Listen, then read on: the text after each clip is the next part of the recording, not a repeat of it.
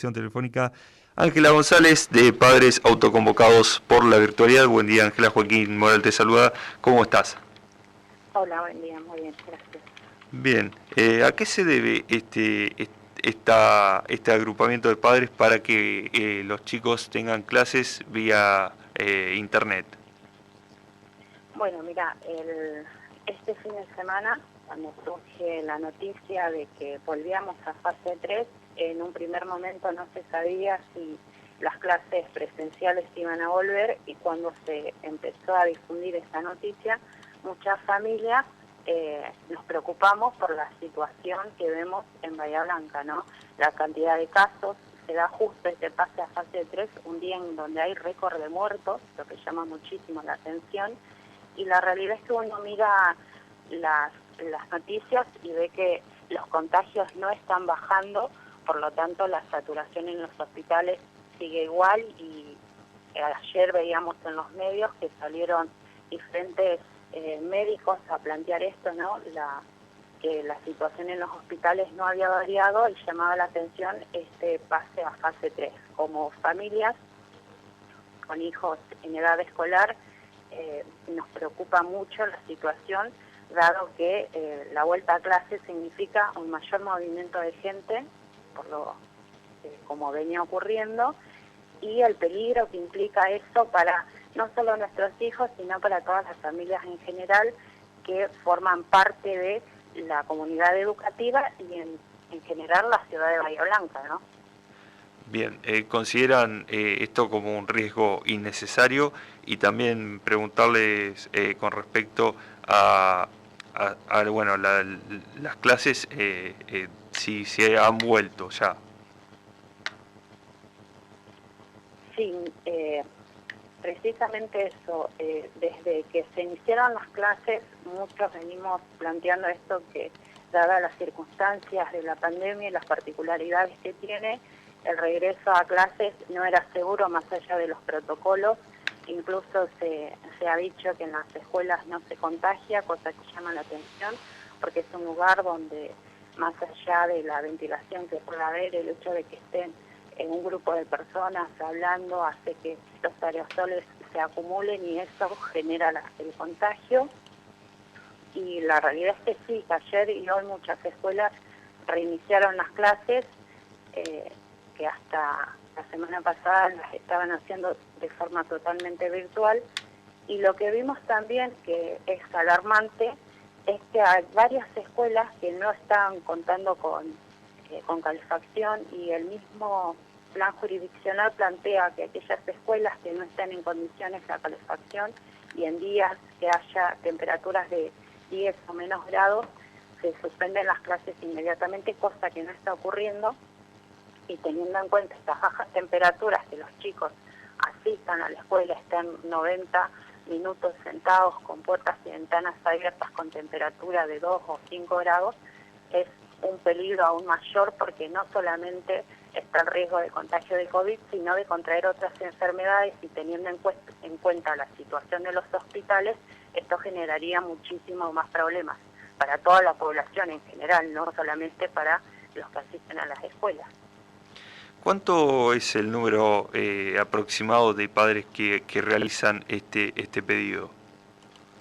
El grupo de familias que se formó prácticamente el domingo por la tarde, si bien ya veníamos hablando varias familias de la preocupación esta que teníamos con respecto a la presencialidad, en este momento son casi 200 familias las que se incorporaron al grupo, y muchos que tienen la preocupación pero que aún no forman parte de ese grupo, lo cual no significa que no tengan la preocupación. Buen día, Mauro Senesi la saludo. Le quería hacer una consulta. Hoy ha habido paro presencial, ¿verdad? Sí, SUTEBA Bahía Blanca ayer votó un paro de 72 horas presencial. Muchos docentes están trabajando a través de la virtualidad, y las familias, el grupo de familias por la educación virtual, apoyamos esta medida, ya que es una forma de garantizar la salud de toda la población. Claro. Y respecto a la asistencia, ¿es obligatoria la asistencia cuando al chico le toca la burbuja de ser presencial la clase? La realidad es que las familias tenemos la posibilidad de pedir dispensa, que eso está planteado dentro del plan jurisdiccional. Bien. Muchas familias que estamos formando parte de este grupo y otras que no, hemos dispensado a nuestros hijos porque consideramos que la presencialidad es un riesgo y como padres no queremos poner en riesgo la salud de nuestros hijos ni de nuestras familias. Sí. Y creemos que hay que hacer hincapié en la vuelta a la virtualidad y que es el Estado el que debe garantizar los medios y recursos necesarios a aquellas familias y docentes que lo necesiten. Claro.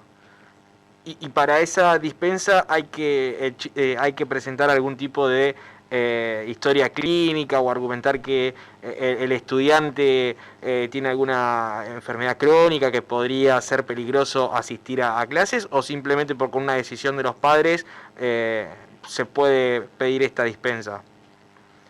En realidad en un primer momento se planteó esto, que si no existía un certificado médico que avale la dispensa, no se podía pedir. Claro. Pero dada la situación epidemiológica de Bahía Blanca y del país, como padres no nos pueden obligar a que enviemos a nuestros hijos y que pongamos en riesgo su salud. Yo particularmente, mi hijo en un primer momento empezó las clases presenciales, pero cuando vi que los casos aumentaban de una manera alarmante, cuando llegamos a los primeros 400 casos, tomamos la decisión de que era mejor para la integridad física y psicológica de nuestro hijo mantenerlo en la casa y pedimos esta dispensa.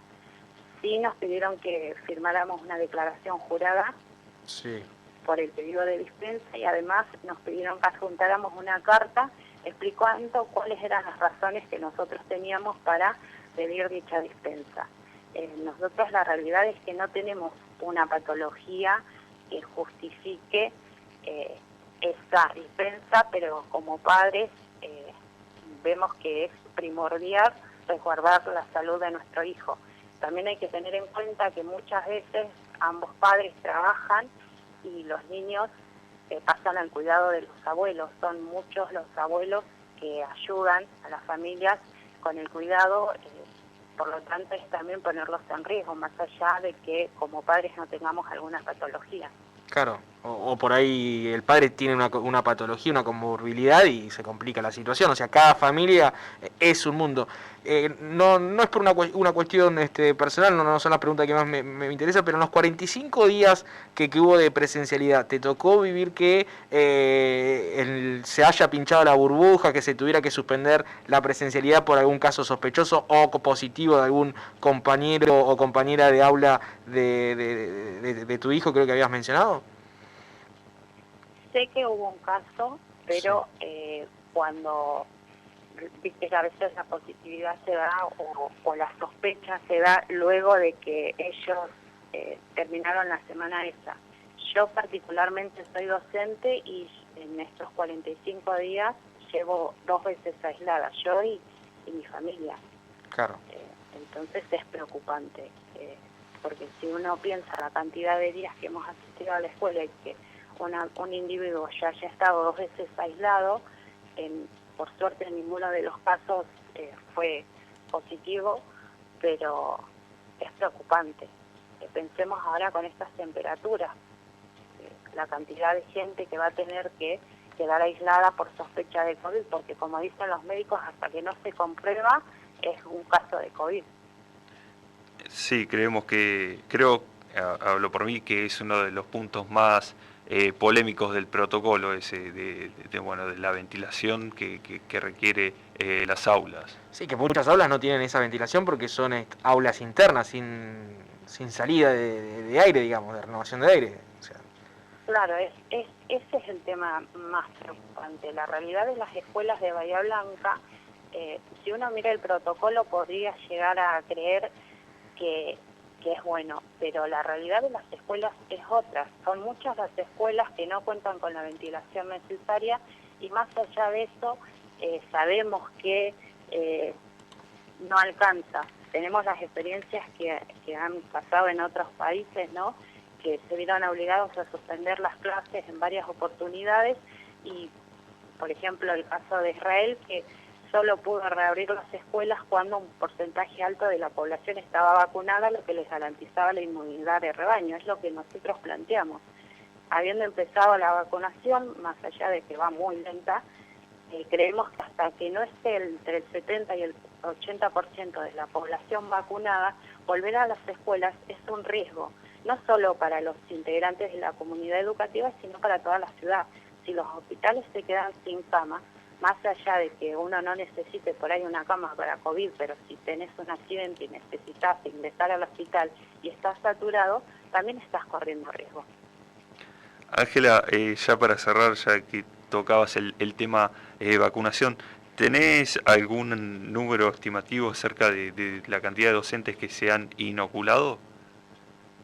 No, la realidad es que hay un grupo de docentes contra la presencialidad en pandemia y ellos intentaron hacer un seguimiento, pero el porcentaje de vacunados es muy bajo. Sí se dio en un momento cuando una de las vacunas no está autorizada para ser aplicada a personas mayores de 60 años, que se dio la vacunación de docentes, pero el porcentaje es extremadamente bajo y más el porcentaje de docentes que tienen ambas dosis de la vacuna, ¿no?